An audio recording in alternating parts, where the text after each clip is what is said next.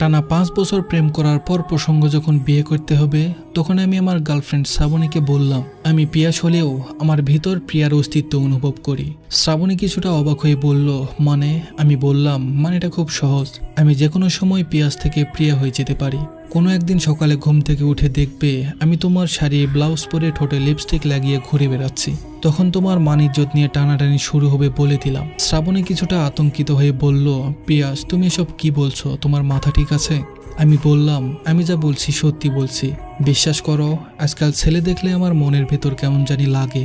ওই দিন আমাদের বাসার নতুন দারোয়ান ছেলেটাকে দেখলাম দুপুরে গোসল করে রোদে বসে খালি গায়ে সরিষার তেল মাখছে।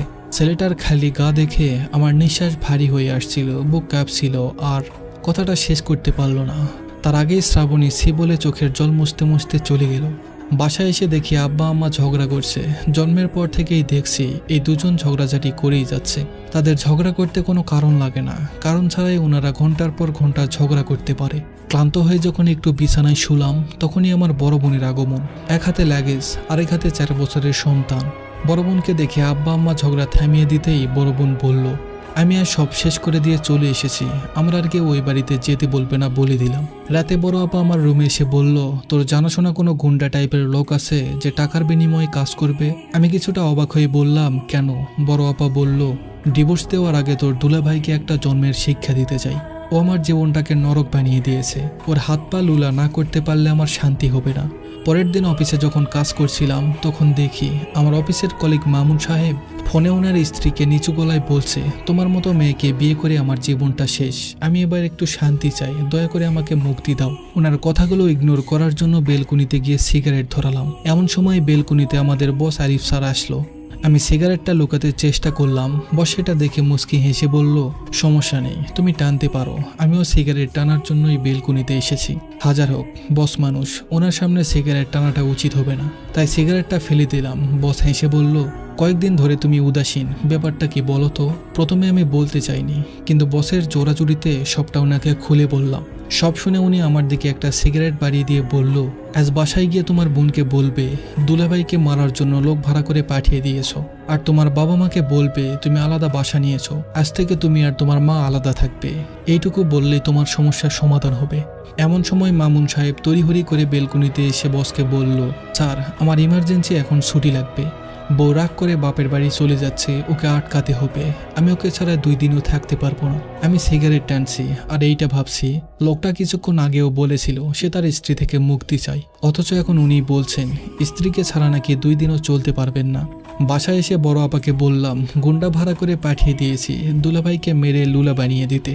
মুহূর্তেই বড় আপা চোখের পানি নাকের পানি বের করে একাকার। লাগেজ গোছাতে গোছাতে বড় আপা আমায় বলল, আমার জামাইয়ের যদি কিছু হয় তাহলে আমি গুন্ডা ভাড়া করে তোকে লুলা বানিয়ে দিব বলে দিলাম। এই কথা বলে বড় আপা বাচ্চাকে সাথে নিয়ে তড়িঘড়ি করে বাসা থেকে বের হয়ে চলে গেল। গতকাল আপা নিজেই বলল দুলাভাইকে লুলা বানিয়ে দিবে, আর আজকেই আবার দুলাভাইয়ের প্রতি দরদ উতলে পড়ছে। আম্মাকে বললাম, আম্মা চিন্তা করে দেখলাম তোমাকে নিয়ে আমি আলাদা বাসায় থাকবো, তাহলে আর আব্বার সাথে তোমার ঝগড়া হবে না। আম্মা রেগে আমার ডান গালে থাপ্পড় মেরে বলল, তোর সাহস কি করে হয় স্বামীর কাছ থেকে আমাকে দূরে সরানোর? আমি আব্বাকে বললাম, তাহলে আব্বা চলো তোমাকে নিয়ে আলাদা বাসায় থাকবো, এই ঝগড়াটে মহিলার সাথে তোমার থাকতে হবে না। আব্বা আমার বাম গালে থাপ্পড় মেরে বলল, আমার স্ত্রীকে উল্টাপাল্টা কথা বললে তোকে লাথি মেরে বাসা থেকে বের করে দেব। এই মুহূর্তে 2 গালে হাত দিয়ে বসে আছি বসের সামনে। বস আমার অবস্থা দেখে বলল, আহারে 2 গালেই মনে হয় আঙ্গুলের ছাপ বসে গেছে, তাই হয়তো আমাকে দেখাতে লজ্জা পাচ্ছ। আমি বললাম, আমার বন্ধুলা ভাই বাবা মা নিজেরাই সারাদিন ঝগড়া করে, এদের ঝগড়া দেখে 5 বছর যার সাথে প্রেম করলাম তাকে পর্যন্ত বিয়ে করতে ভয় পাচ্ছি। যদি বিয়ের পর আমিও তাদের মতো সারাক্ষণ ঝগড়া করি, অথচ আপনার কথা শুনে তাদের এসব বলাতেই মুহূর্তেই সবাই বদলে গেল। বস হেসে বলল, যেসব দম্পতি ছোট বিষয় নিয়ে ঝগড়া করে তারাই শেষ পর্যন্ত 2 জন দুজনের পাশে থেকে যায়। বিছানায় ভেজা তোয়ালে রাখা, তরকারিতে বেশি লবণ হলে, মশারি টাঙানো নিয়ে বাজার খরচ বেশি হলে, যেসব স্বামী স্ত্রী ঝগড়া করে তারা দিন শেষে কেউ কাউকে ছাড়া থাকতে পারে না। তারা মনের অজান্তেই তাদের ঝগড়া করাটাকে ভালোবেসে ফেলে। আর যারা ছোট ছোট বিষয় নিয়ে ঝগড়া করে না, নিজের ছোট ছোট রাগগুলো নিজের ভেতর পুষে রাখে, আস্তে আস্তে সেই রাগগুলো ভেতরে জমতে জমতে অনেক বড় আকার ধারণ করে। পরে সেই জমানো রাগ যখন একসাথে প্রকাশ পায় তখন সংসারটাই বেশিরভাগ সময় টিকে না। আর কেউ বা রাগ অভিমান মনের ভিতর পুষে রেখেই চিরদিনের জন্য চোখের আড়ালে চলে যায়। তাই প্রতিদিন ঝগড়া করে হলেও তোমার বিয়ে করা উচিত। বসের কথা শুনে এক মুহূর্ত দেরি না করে শ্রাবণীর কাছে যখন বিয়ের কথা বললাম, তখন শ্রাবণী বলল, আমি শ্রাবণী হলেও আমার ভেতর শ্রাবণের অস্তিত্ব অনুভব করি। আমি যে কোনো সময় শ্রাবণী থেকে শ্রাবণ হয়ে যেতে পারি। দেখা যাবে কোনো একদিন সকালে ঘুম থেকে উঠে তুমি দেখবে আমি তোমার শার্ট প্যান্ট পরে বের হচ্ছি আর রেজার দিয়ে দাড়ি সেভ করছি। আমি অবাক হয়ে বললাম, মানে এসব কি বলছো তুমি? শ্রাবণী বলল, আমি যা বলছি ঠিক বলছি, বিশ্বাস করো। আজকাল মেয়েদের দেখলে আমার ভেতরে কেমন জানি ফিলিংস কাজ করে। ওই দিন কাজের মেয়ে সেফালি যখন হালকা চোখে রুম ঝাড়ু দিচ্ছিল, তখন আমি আর শ্রাবণীর কথা শেষ করতে দিলাম না। ওর মুখ চেপে ধরে বললাম, আমার ভুল হয়ে গেছে, মাফ করে দিও। বিয়ে না করার জন্য আমি আর কোনো বাহানা খুঁজবো না। শ্রাবণী রেগে লাল হয়ে বলল, তুই পিয়াস হয়েও প্রিয়ার অস্তিত্ব অনুভব করিস। আজ যদি তোকে আমি মেয়ে মানুষের শাড়ি ব্লাউজ না পরাই, তাহলে আমি নিজে শ্রাবণী থেকে শ্রাবণ হয়ে যাব।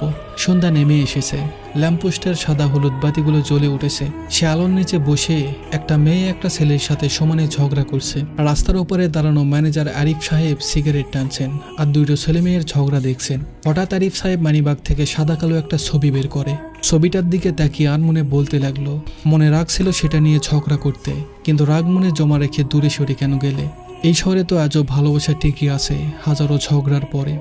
ধন্যবাদ সবাইকে।